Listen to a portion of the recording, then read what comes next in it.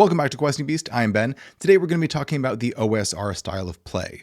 What is it, and how can you apply it to your own D&D games, or really to any type of role-playing game? Now, I do talk a lot about the OSR on my channel, mostly because I review a lot of OSR books, but I haven't really made a video summarizing what this style is and how it works in quite a long time. And since I recently got like 30,000 new subscribers, thank you, by the way, I feel like it's about time to do that. Now, it's important to point out here that I'm not going to be talking about OSR rules, but instead about the principles that the style uses.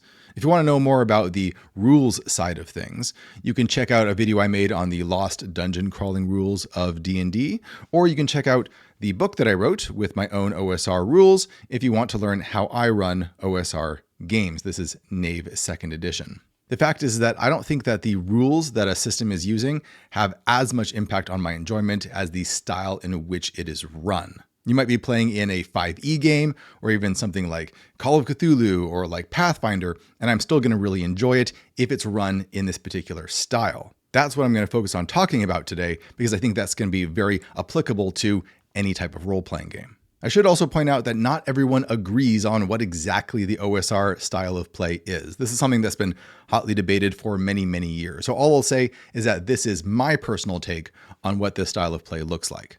All right, let's dig into the main principles that this style of play uses. And these are going to be mostly derived from the Principia Apocrypha, which is a document that I helped contribute to, linked down below. It's completely free. That's a really good primer on looking at this subculture within Dungeons & Dragons.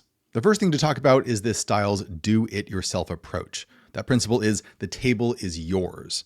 You should have total free reign and feel completely comfortable changing the rules and doing whatever you want as long as it works for you and for your players. The OSR is all about digging into the past, finding great nuggets of wisdom and game design and adventure design from things that people have created before you, mining that stuff and then remixing it in a way that you think is better. There's lots of great rule sets out there, but there's not necessarily going to be one that is going to be perfect for you and for your group.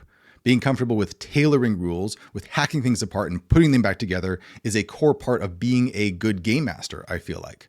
Game mastering is game designing to a certain extent.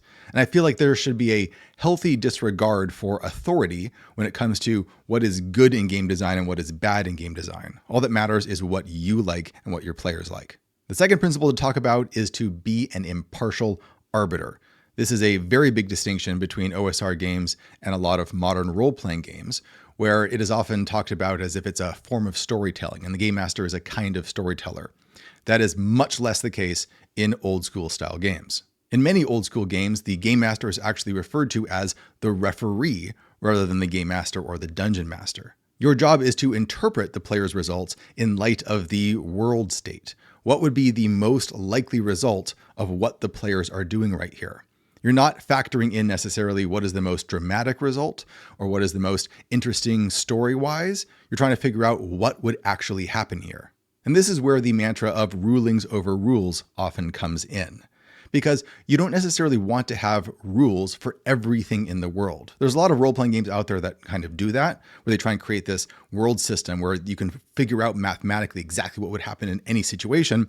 But really, worlds are infinitely complex, and no rule set is going to cover everything. OSR games tend to have more gaps in the rules for game masters to fill in.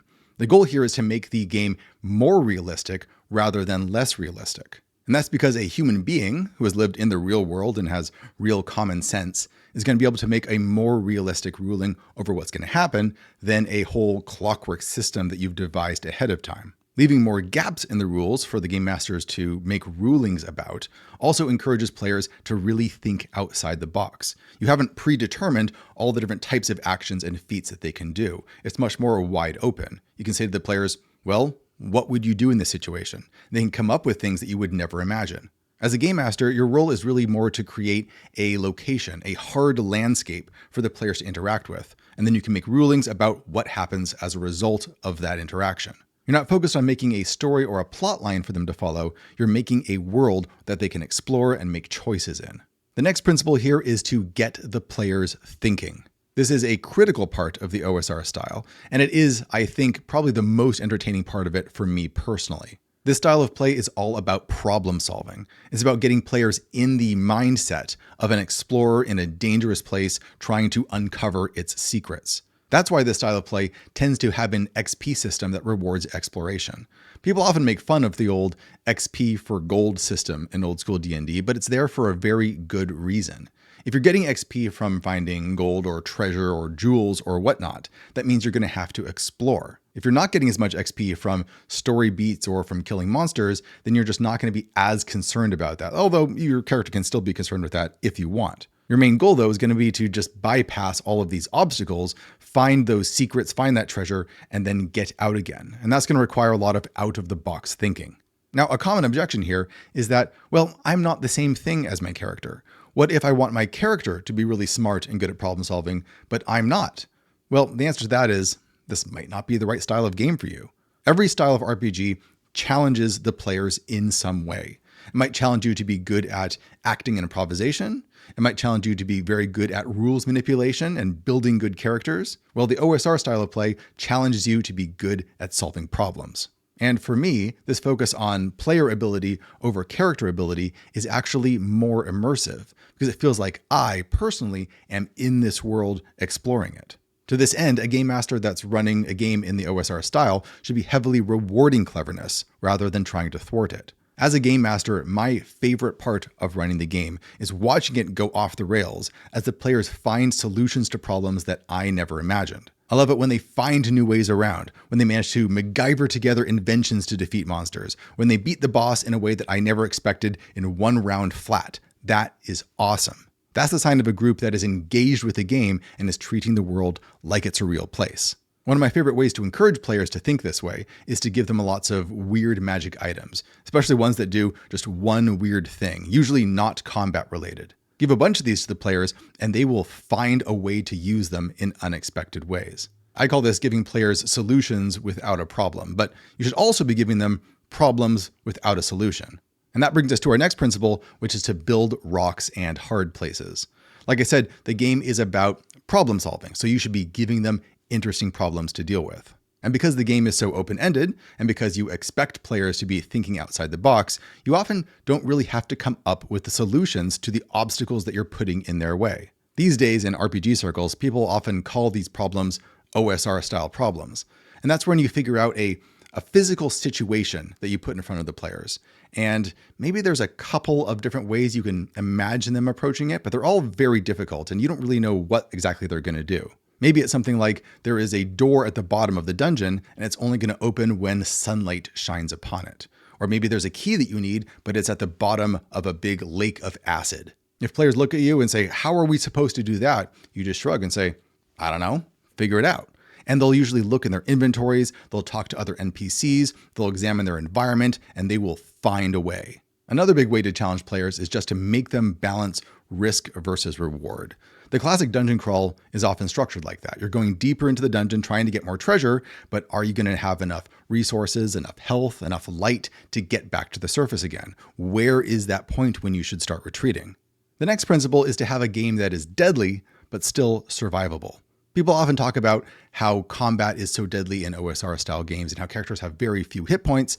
This is often the case, but it often ignores the fact that players should have the option of bypassing combat entirely if they play their cards right. They should be able to sneak around combat encounters. They should be able to bluff or negotiate their way through them. It's really a more modern idea that D&D is a combat simulator and you're expected to just chop your way through hordes and hordes of enemies 4 or 5 times a day every time you play the game. By making combat very deadly, OSR-style games force you to think about conflict in a different way. It opens up new possibilities of ways to interact with the adventure, because you can't just throw yourself into the fray. You're probably going to die if you do that. And if you do really want to get into combat, you're going to be thinking carefully about what your approach is going to be. How are you going to find an advantage so that you're pretty guaranteed to win this fight? And of course, because the world should be a realistic place, the monsters are going to think the same thing. They're not all going to fight to the death. There's often morale checks in OSR-style games. Different systems do this in different ways, but the main idea is that monsters will retreat or they'll surrender if they see that you're winning. And that brings in psychology as a core part of playing the game. Now, all that being said, it is easier to die in an OSR style game just because the characters are more fragile, generally speaking, than in a 5e style game. However, that shouldn't happen very often because when a player or player character dies in an OSR game, they should feel like it's their fault because the game is all about making choices. So death is a pretty drastic result, but it should only come about because of a poorly made choice. To this end, what I try and do is that if there's something very dangerous, whether that's a monster or a trap or something else, I always try and telegraph it. The more dangerous something is, the more it should be telegraphed so that players can make a choice about whether they want to engage with it or not.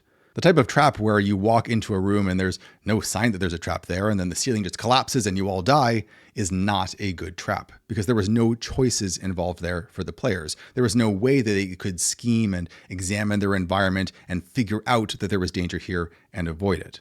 You should always be thinking about how can I get my players to interact with and engage with the world. The last principle here is to be the world. As the game master, you are the window through which the players perceive this whole fictional reality. It's your job to give them information, as much information as you can, so that they can feel like they are present in that world and they can make good choices. I feel like one of the biggest mistakes that a game master can make is not giving his players enough choices. A lot of game masters want things to be more mysterious. They want players to be given just these little hints and they have to try and put it together. And most of the time, that just doesn't really work. My focus is on getting the players to interact with the world, to engage with it, and they need to know what's going on to be able to do that. Now, if you want the players to act that way, you need to be setting up a world that is highly reactive to what the players do.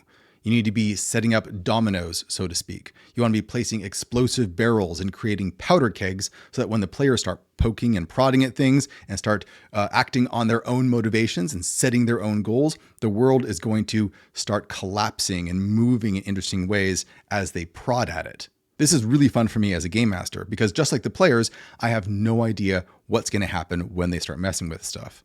I am here to find out what's going to happen just as much as they are. We are both here to explore this world and discover what's possible within it. And in some ways, this is actually a more relaxing way to game master. At least that's the way that I feel. Once I've set up the world and I have some good factions and some good perils and some rewards and all these things just sort of set up, relying on one another, waiting to be disrupted by the players, I can then just relax. It's now out of my hands and in the players' hands. The same thing goes for NPCs and monsters. I don't have a script that they're going to be reading out. Instead, I'm thinking about their motivations. What do they believe in? What do they want? And then I see what's going to happen when the players start talking with them and trying to recruit them or fight them or do whatever. So what is the OSR style of play? Well, it's lots of different things, but if I tried to really boil it down, an OSR game is one in which the game master and the players are together exploring a fictional world. It's a game where neither of them really know what's going to happen, but where players are able to forge their own path and carve their way through difficulties to goals that they often set for themselves rather than being set for them by the game master. Now, while stories are almost inevitably generated by this kind of gameplay, I wouldn't fundamentally call it a storytelling game because that's not really its main goal. Its main goal, in my mind, is transportation, the feeling of being in another place, in another time, and not just playing as Conan the Barbarian or Fafhrd and the Grey Mouser or Elric, but of thinking like them too. So there it is. That's what the OSR means to me. It's a style of play that can be used in many different role-playing games. You don't necessarily have to use AD&D or BXD&D in order to run it. Although I do think that there are some rules in some old school D&D rule sets that are much more conducive to this style of play, whether you might be using Shadow Dark or Knave or Swords and Wizardry or what have you. Let me know down below what your favorite aspects of the OSR happen to be. And thanks for watching, everybody. I'll see you next time.